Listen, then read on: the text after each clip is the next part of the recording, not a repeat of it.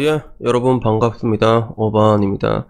제가 옛날에 유튜브에 그 월급 120만원 버는 그 경비원 이야기를 올린 적이 있거든요. 그래서 실제로 그 사람은 30대 초반이었던 걸로 기억해. 그 아파트 경비원으로 일하는데 되게 만족하고 있다는 거야. 월급은 120이다. 뭐 가끔 상여금 들어오면 뭐 이제 40만원 덮여서 160 정도 들어오고 그러는데 일단 일 자체가 그렇게 많이 하지 않는가 봐. 주살도 안 하는 약간 그런 느낌으로 일을 하더라고. 근데 나는 어차피 돈을 이렇게 많이 쓰고 싶지도 않고 많이 쓸 일도 없고 뭐 컴퓨터나 하고 그러다 보니까 난 이 삶이 되게 만족스럽다. 이걸로 이제 일하는 시간도 많지 않으니까 여가생활 조금 다녀오고, 물론 같이 일하는 경비원 아저씨들은 너 벌써부터 이거 하면 안 된다고 존나 갈구고 있는데 그래도 씨발 나는 좋다라고 얘기한 그 글이 있었어요. 그때는 뭐 내가 그렇게 얘기해서 뭐 사람마다 이렇게 살아가는 방식, 라이프 스타일은 굉장히 다양하니까 뭐 본인이 정말로 좋다면 상관없는 거 아니겠느냐. 근데 120은 너무 적다.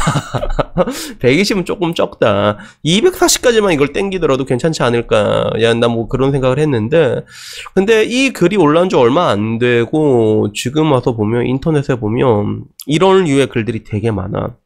그래서 얼마 전에 본 것도 자기가 이제 군대 이제 전역하고 고졸인데 그냥 공장에서 다니고 있다. 공장 다니면서 많이 버는 거 아니고 한 달에 200 정도 버는데 근데 뭐 괜찮다. 그래서 자기가 어렸을 때는 사실 자기도 뭔가 금성패기 배짱으로 진짜 사회에서 성공하고 싶고 이런 것들을 많이 꿈꿔왔지만서도 근데 지금 당장 이제 뭐 공장에서 생각 없이 일하는 이 생활을 하고 있다 보니까 뭐 이게 그게 그렇게 나쁘진 않다는 거야. 그게 그렇게 나쁘진 않고 그냥 뭐 결혼이나 이런 것들은 이미 포기했지만 그래도 이 일을 내가 50세 넘게까지 하면 그래도 내 한 몸은 건사할 수 있을 것 같다. 그래서 뭐 그냥 나도 이렇게 살란다. 이런 류의 글이 또 돌아다니더라고요.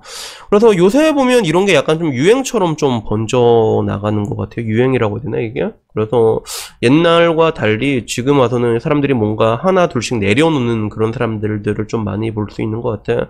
근데 뭐 따지고 보면 이게 좀 당연하다면 당연할 수 있는 게 이제는 뭐라고 해야 될까? 그 부동산 가격도 너무 많이 오르다 보니까 결혼은 둘째치고 야 씨발 나 혼자 살기도 너무 빡시한 느낌이 들잖아. 그래서 솔직히 말해서 월 200 벌어서 사실 혼자도 못 살아요. 그게 노후 자금까지 준비한다 가정하면 200으로도 혼자서는 안 되거든 그게. 그래서 이거는 내가 나중에 한번 틈 나면 그 노후 자금을 준비하려면 얼만큼 준비해야 되는 건가에 대해서 내가 가이드라인을 한번 내가 올리긴 올릴 건데, 근데 이게 2021년 1월 기준으로 이게 OECD 대도시들 PIR 비율을 본 적이 있어요. 그래서 이 PIR, 부동산 PIR은 뭐 들어본 사람은 들어볼 건데 안 들어본 사람은 안 들어봤을 거야. 이게 뭐냐 하면 약간 주식으로 치면 멀티플 같은 개념이거든요. 그래서 주식에서는 그 주가에 대해서 그런 뭔가 이제 주식이 있으면 이제 기업이 있고 뭐 수익이 있고 그런 게 있잖아. 단기 순이익이 있고 이런 걸 봤을 때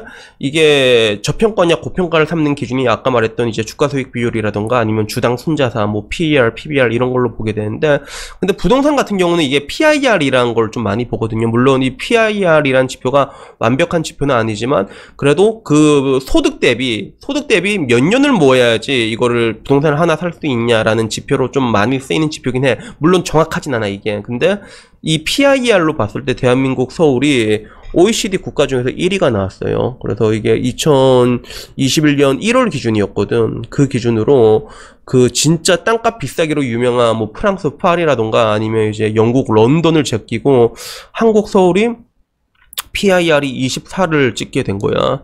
뭐니까 막상 이제 이렇게 되면 뭐 이제 뭐 내 집 마련의 꿈은 그냥 빠이짜이 찐이지 사실. 24년, 그러니까 따지고 보면 여러분들의 소득을 24년 동안 한 푼도 안 쓰고 때려박아야지 아파트를 하나 살 수 있다는 뜻이라 보시면 되거든요. 24년 동안 한 푼도 안 쓰는 거면 이게 모으려면 몇 년 걸린다는 거야. 이게 장난 아니잖아 이게. 그러다 보니까 이런 것들이 사회적으로 이제 퍼지게 되면서 자연스럽게 포기하게 되는 것 같아요. 뭔가 인간관계도 그렇고 결혼도 그렇고 이제 점점 그렇게 되는 것 같지. 그래서 이 부동산 가격으로 따지면 사실 서울보다 더 심한 군데가 몇 군데가 더 있긴 있거든. 그러니까 지금 내가 말한 건 OECD 중에서고, OECD가 안 들어간 나라 중에서 보면 더 개판인 나라가 많단 말이야. 그게 어디냐 하면 중국이지. 중국 뭐 선전이라던가 베이징, 상하이 이런 데 가면 여기는 PIR 비율이 40이 넘어가거든. 그러니까 절대로 멀쩡한 사람이, 이게 평범한 사람이 그냥 뭐 대기업이든 뭐든 소득으로는 아파트를 살 수가 없는 거란 말이야.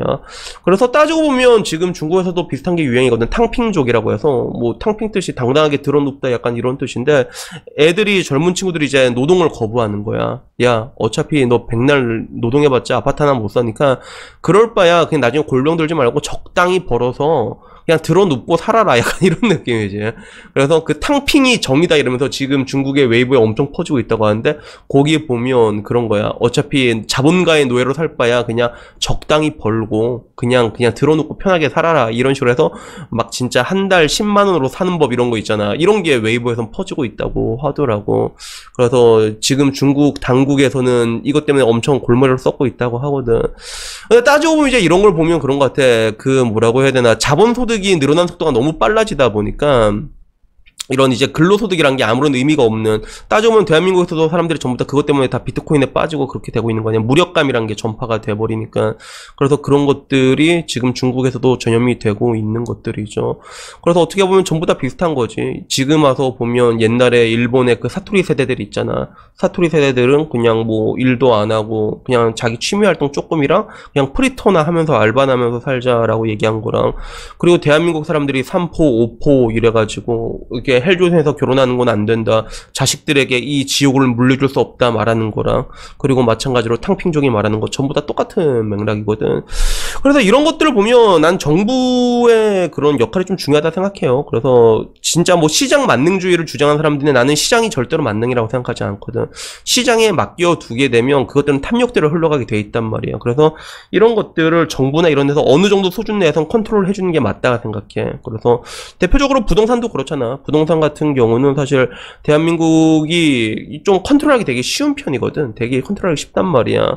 근데 지금 와서 보면 엄청나게 튀었잖아. 부동산 이게 진짜 짧은 시간에 튄 거 아니야? 이번 정권 동안에 엄청나게 많이 올라간 거 아니야, 이게? 그래서 이런 것들은 사실 그냥 어떻게 말해도 그냥 무능해서 올라간 거거든, 이게. 나라에서 무능하니까. 이거를 이렇게 올린다는 것 자체가 그냥 공급량만 풀어도 되는 걸, 그걸 안 한 거란 말이야. 그 쉬운 걸 안 한 거란 말이야, 결국에는. 근데 뭐 길게 보자면 그런 것들이 정치적인 표랑도 연결되는 걸 수도 있고 그렇긴 한데, 근데 뭐 결론적으로 제가 얘기하고 싶은 거는 그래요. 뭔가 되게 안타깝지. 나도 항상 여러분한테 내면의 평화를 찾아라 라고 얘기를 하고, 어쩔 수 없는 것들에 분노하지 말아라 라고 얘기를 하는 것들인데, 근데 그 어쩔 수 없는 것들이라는 것들이 진짜 아까 말한 것처럼 뭔가 이제 엄청나게 이제 진짜 개 족같이 오고 있잖아, 그런 게.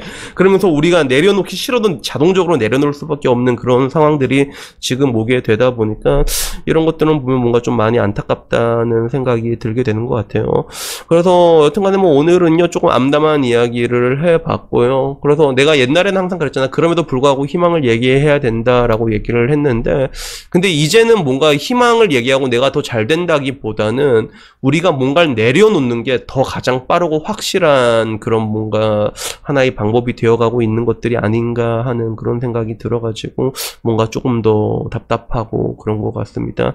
그래서 뭐 여튼간에 뭐 오늘 이야기는 여기까지고요. 다음에는 뭐 조금 더 재밌는 이야기로 찾아뵙도록 하겠습니다. 이상입니다. 감사합니다.